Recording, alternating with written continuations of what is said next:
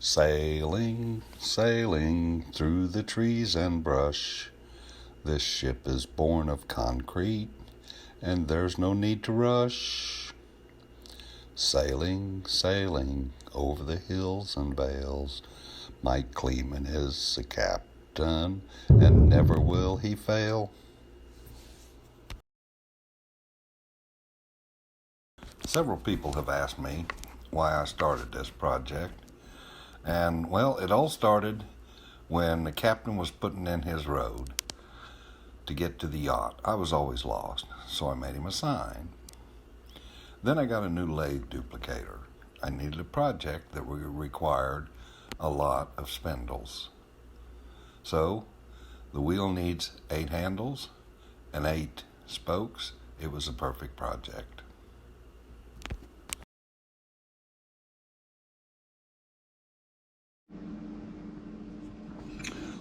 Well, the wheel is assembled. Got it put together. All of the gluing is done. Sanding is finished. Ready to tack it off and put the final finish on it. So I'll set you up here and you can watch while I tack it off. If you're going to paint something, you can usually just take a vacuum cleaner, vacuum the surface, and then put the paint on. But if you're going to put a clear finish over wood or even a stain, you want to make sure it's all removed. What I use is a cloth called a tack cloth, which has an adhesive on it which lifts all of the dust off before I put the finish on.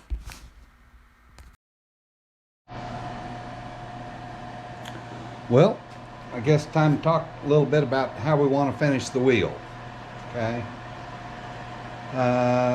Walnut is a hardwood, has a lot of figure in it. There's lots of different ways you can have it. You can put a finish on that will make it just look like rich wood. Won't have any shine. Won't have any type of appearance of having a finish on it. It'll just look like wood. I have a couple samples I'll get you to show what I'm talking about. These are a couple of mallets that I made. Okay, this one here is probably 20 years old. This one here, I threw it together last year. Okay, notice the difference in the appearance of the woods. They are not the same wood. This one is hard maple. Okay, because it has no real grain, nothing attractive about it, I chose to finish it in a oil-based polyurethane. Okay, it's held up pretty good. The finish hasn't checked, hasn't cracked, hasn't split. It's had quite a bit of abuse. I use it for everything, from pounding out chisels to adjusting parts when I'm assembling them. But notice that the finish is very shiny. And if you get the light just right, it appears to be thick, although I will tell you that it's not. This one is a wood that has what I'd call more character. It has checks.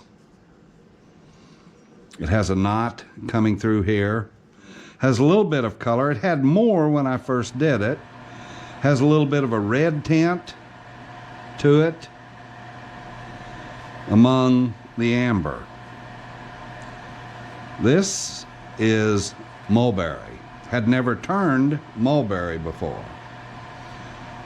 I chose not to put a high gloss finish on it because I thought, you know, It's just a tool.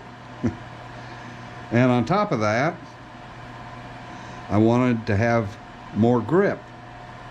This one is relatively slick. However, because it fits my hand so well, I don't have a problem. This one, I wanted a longer handle because I had a longer head on it, so that I could use it more like this and less like this. So on this wheel, I want to get the best of both of those worlds. So what I will do is I will take an oil. In this case, it's going to be tung oil.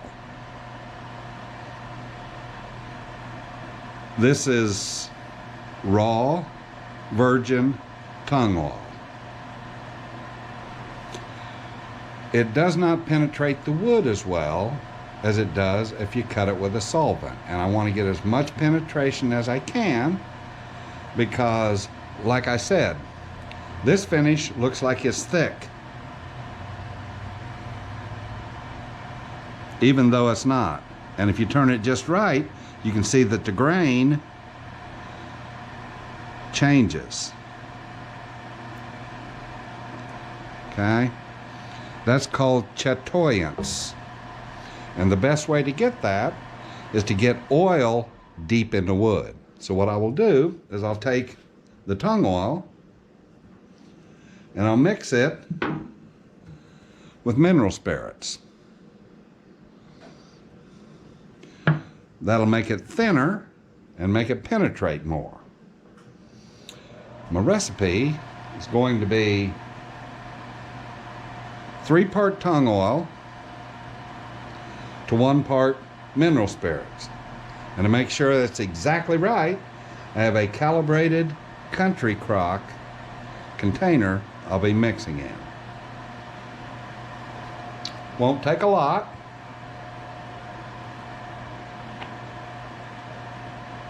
Because I'm only going to put on 1 coat of this. The other coats, well, they will have a base in them. Probably will be a varnish base, however, it may be a polyurethane base. I'll have to look and see how much chatoyance I get in the wood just with the oil. So let's mix up the first batch.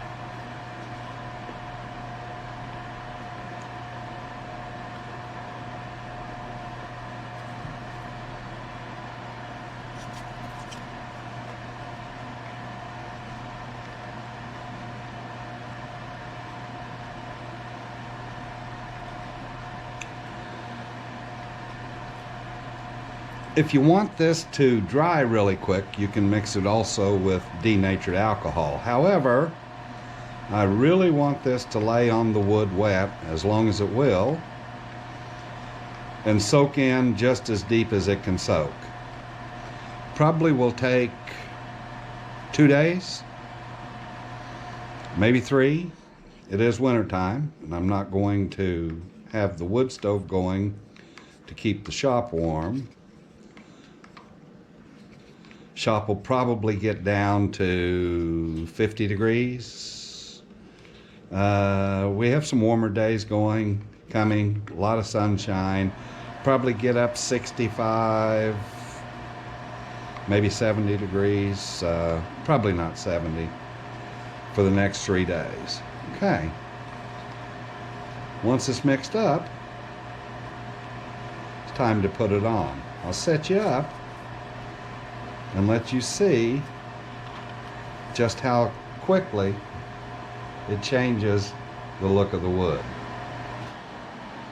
I suppose question come up is, why don't I just spray it? And I've done that before. It can be done. It is an oil, and you have to put it on every little crack and every little cranny. Because one of the advantages of using an oil is that it seals the surfaces.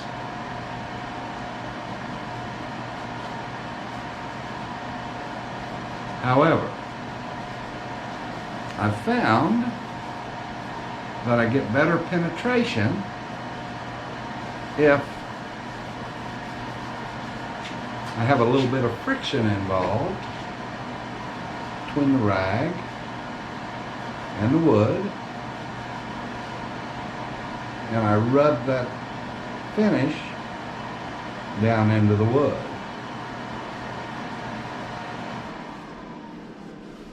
Heard of hand rub finishes? Well, that's what this means.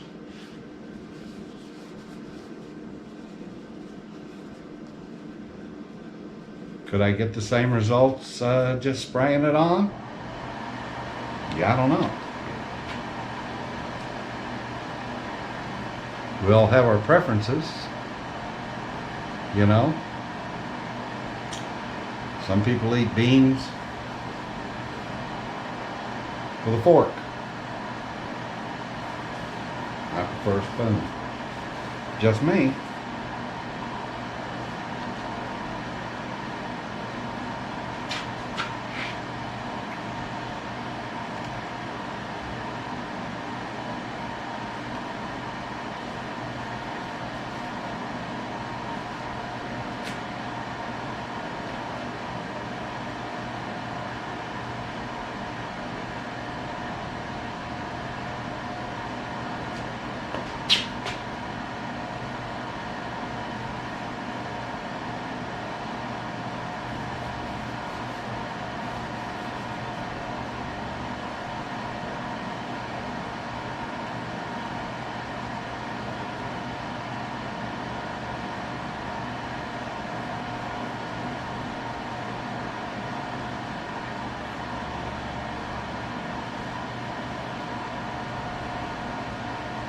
You know, when you're pretty young, you have to have something really active going on to keep you occupied.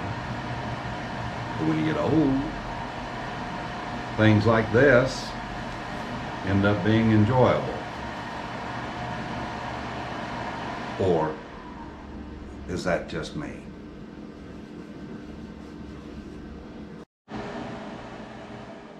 Okay, well, there I have it. Have the first coat of oil on it. As you can see where the oil has started to soak in, there's already dull places. I don't know if I can catch the shine right there. You'll see that it's a little bit duller back in here where the oil has soaked in. So next step, wait a couple days and let the tung oil soak in and the vapors to leave it. Now, one thing that tung oil will do is it will harden the wood. Not quite petrified, but a good deal harder than it is now. So, take a look in a few days. Today's the day. I'm gonna lacquer the wheel. I'm gonna try to put 3 coats on. It's a little cool in the shop. They probably won't dry and cure real quick between coats. Usually you can count on about an hour but probably going to take a little longer than that. Then I got to sand between each coat. Hopefully I'll get all 3 of them done today. Best way for me to find out is get started.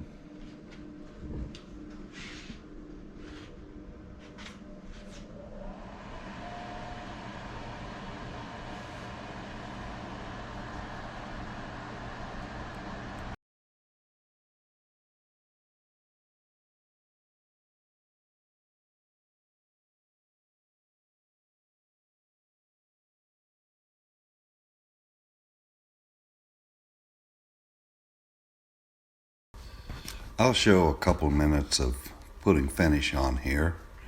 I actually have hours and hours spent putting it on. It ended up being 4 coats of lacquer. Between each coat, I had to hand sand it and then tack it off. But the results came out pretty decent. When this clip ends, I'll show you what it looked like.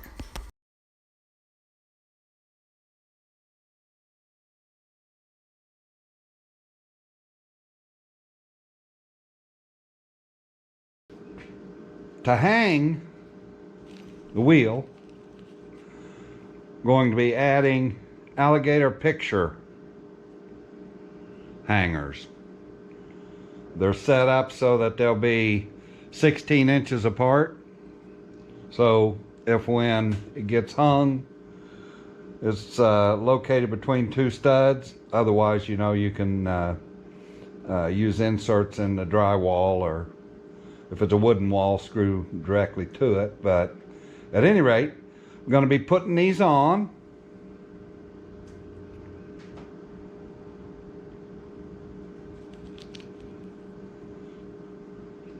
With nails. Holes are pre-bored.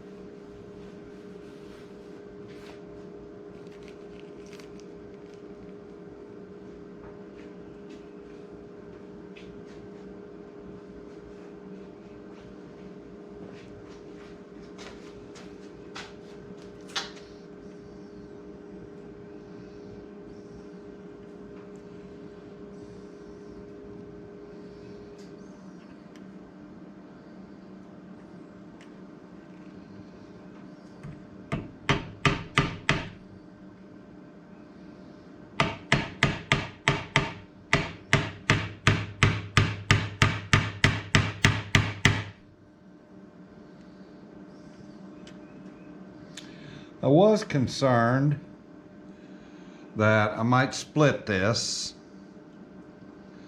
so I'm trying to angle them so that they cut through the grain instead of following the grain.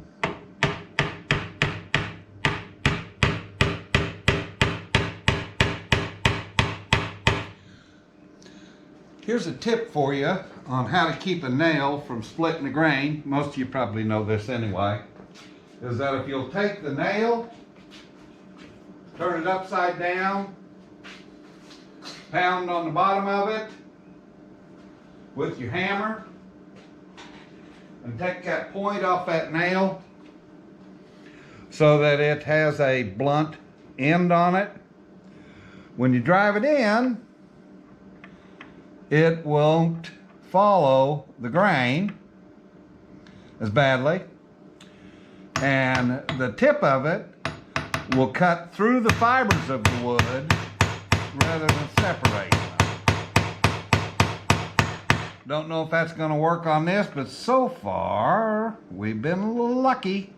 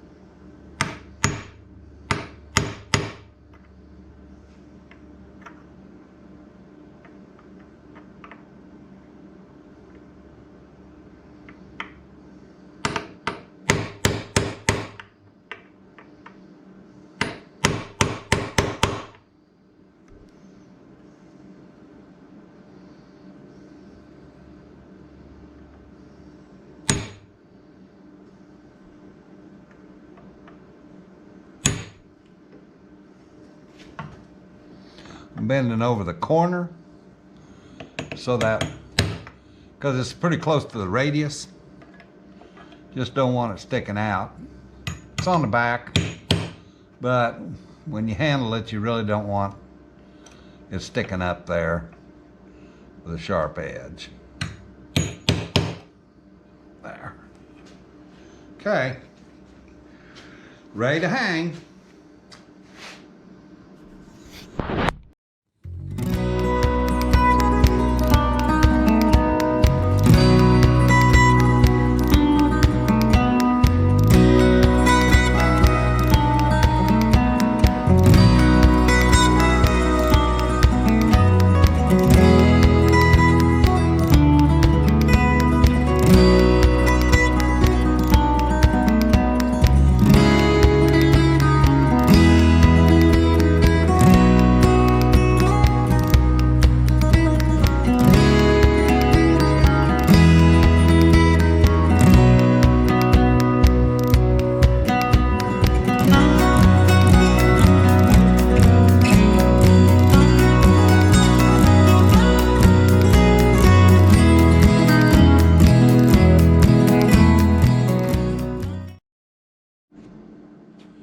Okay, here's the other one. These insignias, badges, the lettering was made by S.O.T. Metalworks. Junior and I have been talking about this project for a little while. And so I got a hold of him and I told him that when I go to the YouTube yacht, I want to be able to pilot that thing out of there without hitting any trees. And from what I could see, it wasn't really made to move. But just in case it does, I wanted to have some way to steer my way out of there. And he said he agreed. When he uses it, he doesn't want to be stuck out in the woods and no way to find his way out of there. So, I made the wheel, he made the badges, and we're going to be sending this to the captain.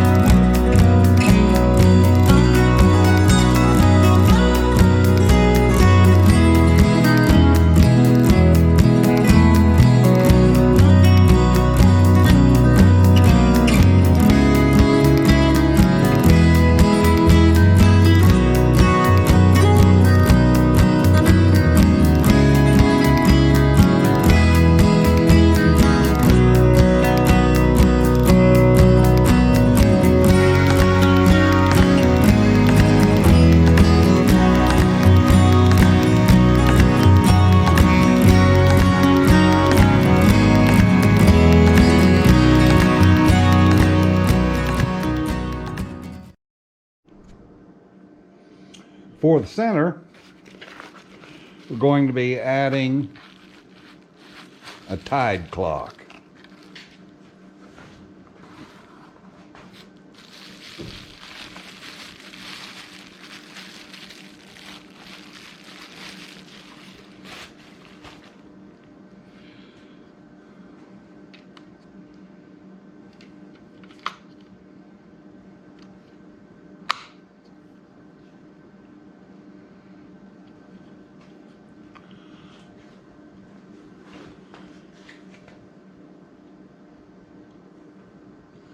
Hard to see with the glare.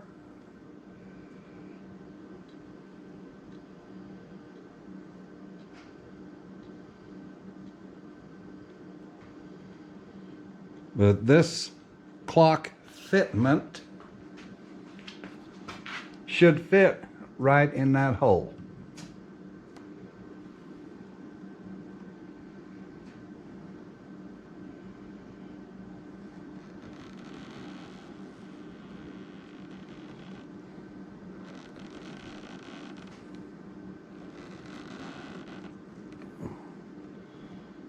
Like that. And with that, the wheel is complete.